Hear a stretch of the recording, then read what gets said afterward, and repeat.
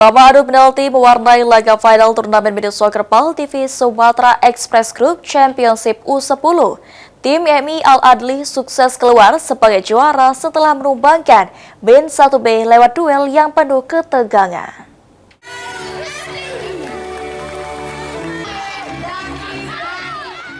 Sejak awal pertandingan final U10 turnamen mini soccer PAL TV Sumatera Express Group Championship 2025 tampil penuh semangat.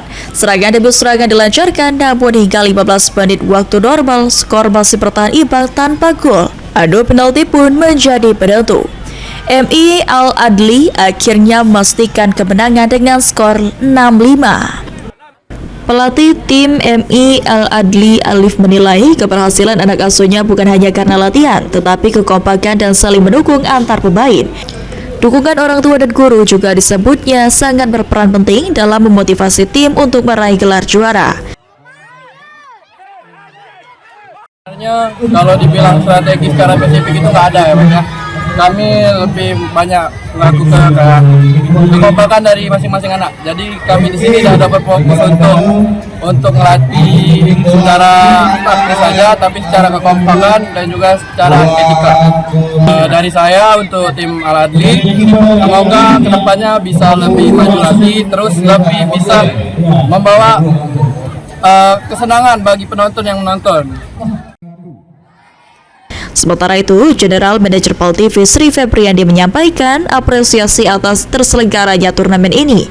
Dirinya berharap kompetisi usia dini seperti ini bisa menjadi wadah pembinaan bakat sepak bola sekaligus mencetak generasi penerus atlet di Palembang dan di Sumatera Selatan.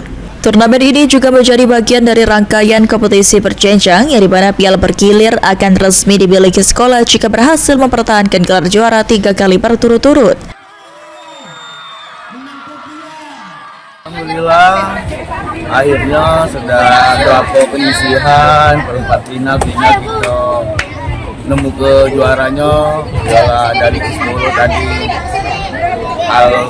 Al Adli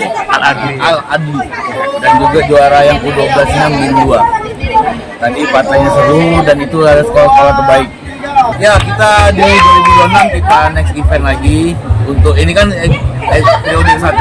Nah, di episode kedua nanti kita ada lagi kan ini piala bergilir. Piala bergilir ini 3 kali dia pialanya juara 1 berturut-turut, maka piala yang megah tadi bakal kita kasihkan ke pihak sekolah.